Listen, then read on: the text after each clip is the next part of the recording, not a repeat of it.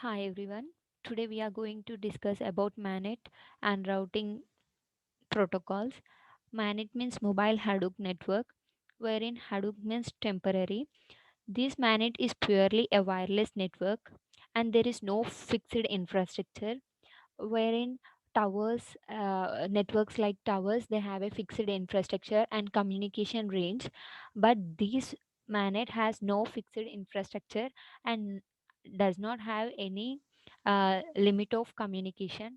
And here, if you see an example, we have a network with nodes n1, n2, n3. These nodes are mobile in nature, they keep on moving, they don't stay constantly at the same place, and the connection between them is completely wireless. So the topology is dynamic in nature, and nodes in MANET can act as both host or router. Let us consider an example. If N1 acts as source and N3 acts as destination, then N1 to N3, it should come across N2. So here N1 acts as host, N2 acts as router, and N3 acts as destination. But if N2 is source and N3 is destination, then N2 acts as host and N3 acts as destination. That means here N2 is acting as both host or router whenever needed. This MANET is an autonomous collection of mobile users that communicate over wireless links. Let us see the characteristics. These are dynamic topology, as we already discussed, because the nodes are not constant, they keep on moving. Energy constrained nodes. Let us consider an example. Node N1 with 90% charge, after 1 hour the energy gets drained because there is no backup for this to charge them. And security is very much limited because there is no fixed infrastructure, and this is autonomous because whenever a malicious node gets into near the network, the nodes does not check whether this node is perfect suitable to their network or not. They keep sharing data, so this is not that secure. And this is distributed, not central, because there is no central node to control all other nodes. And coming to properties, this is a very fast network to establish, and peer-to-peer connectivity. Node N can can communicate directly with N1. It has no need of any intermediate nodes between them, and independent computation. Every node compute its by its own. Every node has a routing table and they compute on their own. No requirement of access point. That means there is no need of extra node, that is central node, to come to uh, maintain all the other nodes. Less wireless connectivity range, as we already discussed. These mobile devices, it has only limited range, wherein the fixed uh, networks like towers, they have high power antenna which helps us in communicating with within large limit of range. And coming to challenges, topology, it is dynamic, as we already discussed, because the nodes keep on moving. And security is limited, bandwidth is limited, energy constraint because there is no backup source, as we already discussed. And the new point here is routing. It is very difficult to achieve because here the nodes are moving, the routing table keeps on changing, and the links between them also keep on frequently changing. And coming to applications, this is used in battlefield, like in wars, because in wars we cannot use a fixed network. So every person, every vehicle needs a network that keeps on that is movable. So we use them in battlefields. And sensor network, that is, if there are two countries, country 1 and country 2, whenever country 2 tries to attack on country 1, here is a sensor network. It senses and gives an information to country 1 saying that country 2 is going to attack. And the other application is VANET, vehicular Hadoop network. This is about vehicles. Let us consider an example. There are some vehicles passing and they met with an accident. The first vehicle which sees a accident gives an information all the way to the to all the vehicles coming behind to change their route. So this is one of the application, and they are also used in personal area networks. Coming to routing in MANET, this is difficult than normal network due to non-fixed infrastructure and rapid change in topology because the nodes are mobile in nature. A routing protocol should follow the following: reliability, least cost in routing, traffic in network, and maximum throughput, which means minimum ideal time for every node. The nodes should always keep on working. And coming to types of routing, there are mainly two types of routings: proactive routing, and the other one is reactive routing. Coming to proactive routing, this route is determined in advance. They maintain a table. So this is also called as table driven routing. The advantages are low route latency, that is delay, because we already have the path in the table predefined, and every state has their information in the table, and quality of service is definitely guaranteed here. And the disadvantage is more overhead, because each and every node has their own table, and their periodic update is needed, because these nodes keep on moving. The table should get updated, and all it should send the information to all other nodes to change their table with respect to this node. So this is the disadvantage. Coming to reactive routing, this is known as on demand routing, because route is determined only when needed, and the advantages is less overhead, because we are not maintaining any tables, no periodic update is required here, and scalability is good. Disadvantages are route latency is high, and route caching can be reduced here. And the examples of a proactive routing is DSDV, wherein this is DSR and AODV, location aided routing also. And coming to hybrid routing, this is combination of both proactive and reactive. Uh, for nearby nodes, we use this proactive uh, protocol where the information is stored, and for far away nodes, we use reactive only on the need basis.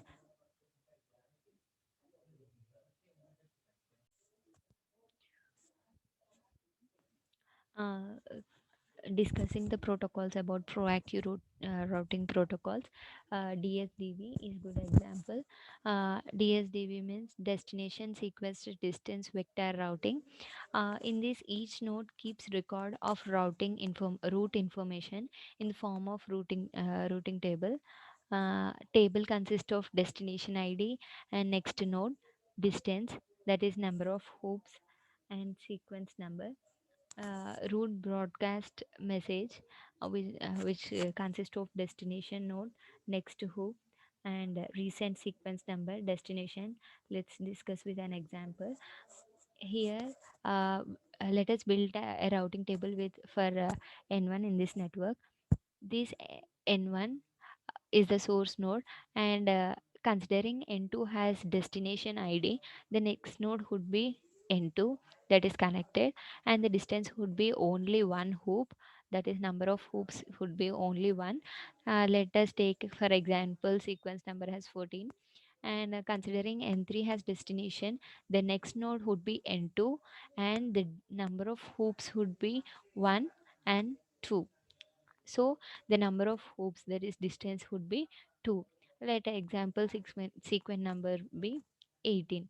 Here each node exchanges its updated routing table with each other. Let us suppose think there is no node N3 firstly, so it has only N2. Whenever this node gets attached with this network, then this node information is updated into this table. So this updated routing table shares this updated information with other nodes. These updates can be of two types: full dump and incremental update. Full dump means whenever the changes happen, this entire table is sent to the other node.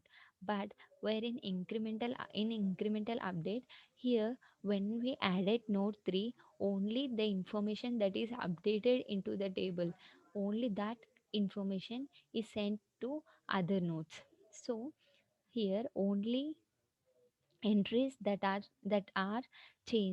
changes are exchanged. uh, we already discussed that these nodes are movable in nature, so always the routing table gets updated. So we use these two techniques to update the table and update other tables. Here, uh, here is a clear notes about this DSDV and their maintenance. But before that, let me explain with the example, and then you can understand it clearly. Here is a network with nodes A, B, C, D, E, and here is a routing table for node A.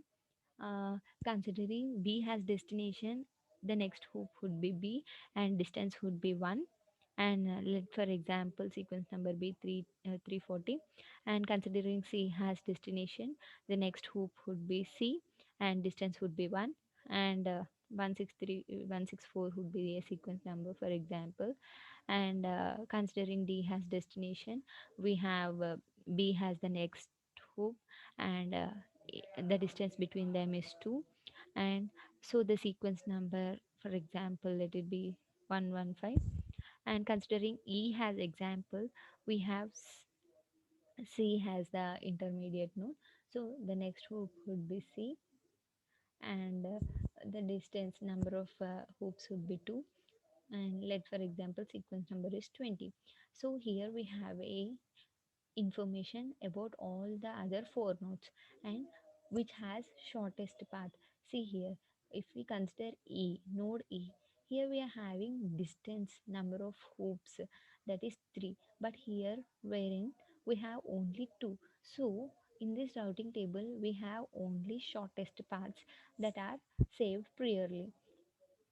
Now let us think that these node D get disconnected.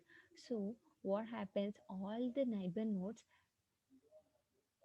consider the distance and mark the distance as infinity and send the information to all the other nodes about this disconnected node. So all the routing tables update their distance with D has infinity, because we don't know where the node D has gone.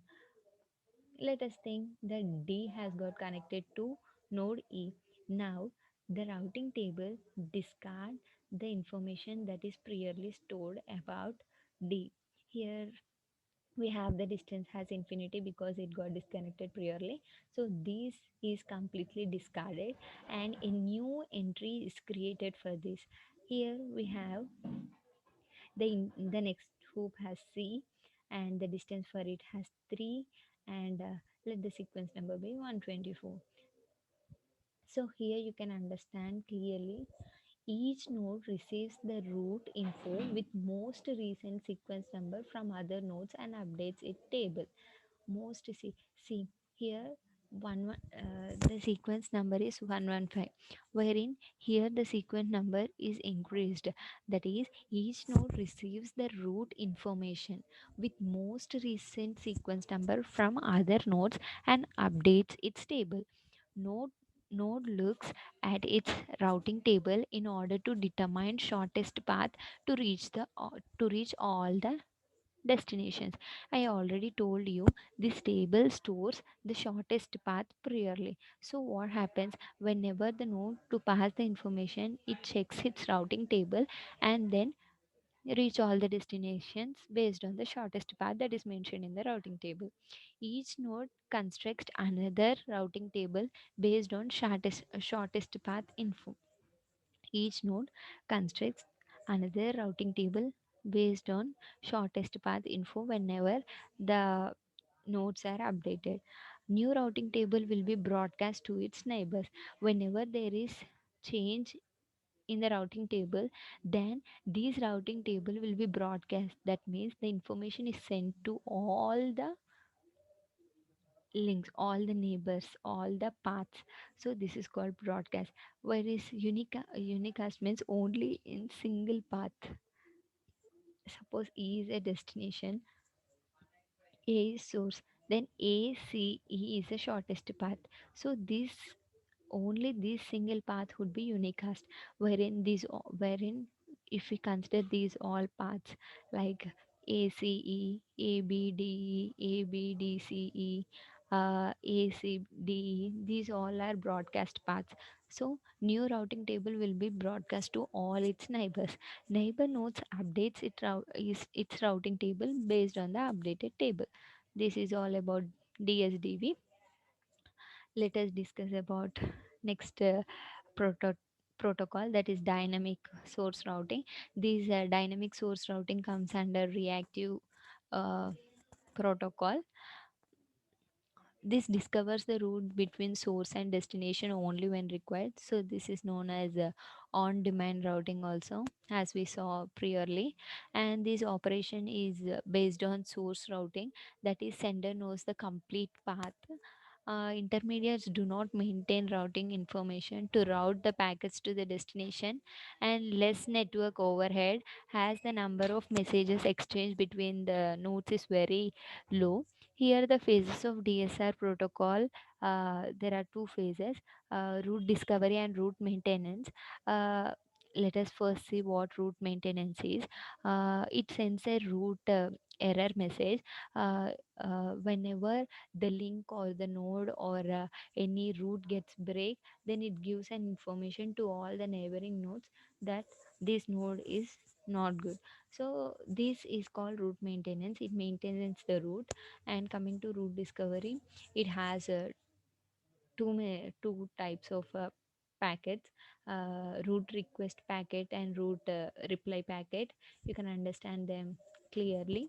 uh, these have source node, destination node. Here the path is from source to destination. It requests all the neighbors to check the path for the destination, wherein this is from destination to source, replying the path to source. It helps gives the complete path to the sender. You can understand them clearly with an example. Further we'll be discussing. So broadcast means this is sent to all the paths, wherein it is unicast. I already told you unicast means single path, which is shortest path among all. So this route reply is sent only through the shortest path to the source. This DSR uses a route cache. It stores the path. What path is. If we consider A has source and D has destination, the path from A to D is A, B, C, D. So this path is stored in route cache. Uh, you can understand with an example here. So these are the root caches that are being stored. Let me explain with a clear example. Here is a network with nodes A, B, C, D, E. Considering A has source and E has destination, here the source has been requesting all the neighbor nodes. See, if you see here, the root request is sent to neighbor nodes B, C, and as well from B to D, as well from C to D, as well E, from D to C. Again, uh, now whenever uh, every node has a root cache that stores unique ID. This unique ID is source unique ID.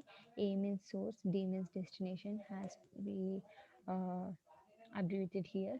And if you see here, whenever this A sends a root request to B, it uh, updates the root cache with the path A to B. Here you can see the path updated. Again, whenever it sends an root request to D, the path is updated A, B, D. Similarly, A to C, sorry, here it should be A to C. This is from here to here. Here you need to have one more root cache, A to C, and C to D. Uh, Again from here to here, 4 A, E, A to C, C to E. So This is the shortest path among all the paths that among all the requests that the destination receive. So now this destination starts replying through the unique through this shortest path. So this is called unicast. Only through this shortest path the reply starts passing. You can see this root cache has been sent to the source A, C, E. The shortest path is sent to the source. This is called root reply request. Next, coming to Hadoop on demand distance vector. This is also another protocol of reactive protocol. These two operates in two phases as the above. It too has two phases: root discovery and root maintenance. Root maintenance is the same here too. Here the main it sends an error if there is some breakages between nodes or links or routing tables, and route discovery is the only thing that changes. Source nodes will not carry the complete path. Each node maintain root cache, as already told.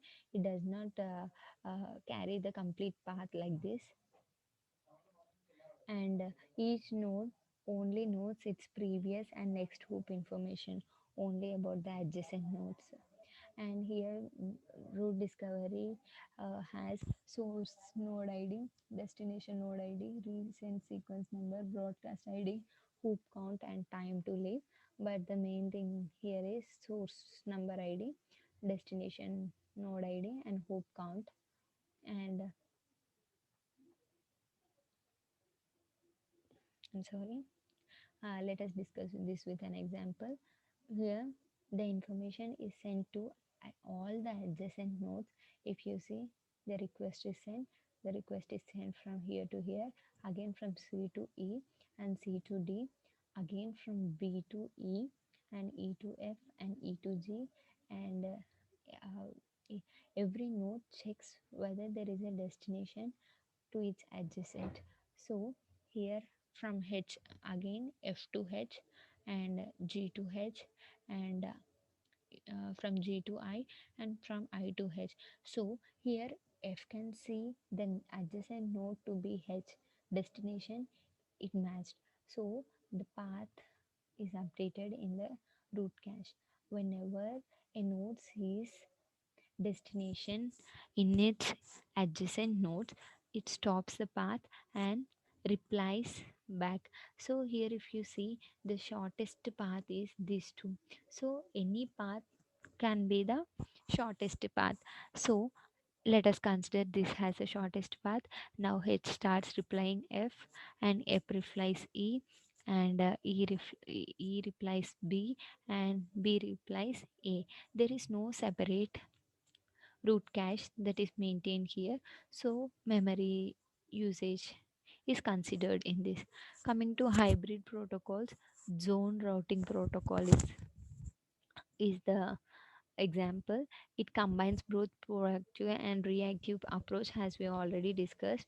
It divides the network into non-overlapping routing zones and use independent protocols on different zones, that is intrazone and interzone. Let me explain what is interzone and intrazone. uh, let's just consider this is one zone and this is one zone. These zones, I'll explain you how these zones are divided. So uh, these all the nodes inside them is called intrazone, whereas connectivity between two intrazones is known as interzone. For intrazone we use proactive protocols. So but whereas for interzones, because these are far away nodes, so we use reactive protocols. Routing zone diameter selected that optimize the routing. See, yeah, this is the radius. Based on these radius, the optimization of the routing will be based. Let me explain what is intrazone here. Let us consider this. I have considered zone radius has 2. So let this blue one be the source, and with radius 1, These all the adjacent nodes that are connected for the source node. So the hoop is 1, that is the distance is 1. So all these are considered to be 1, and all the red ones are connected to the green ones, right? So the distance is 2. So all these are all these come under intrazone, wherein all these go to other zones, that is these have some other intrazone, it has some other intrazone, and it has some other intrazone, and these all nodes use proactive, whereas again these zone and some other zone here, these two, to communicate between these two zones, it uses reactive protocol. So this is all about manet and protocols of routing protocols in manet. Thank you so much.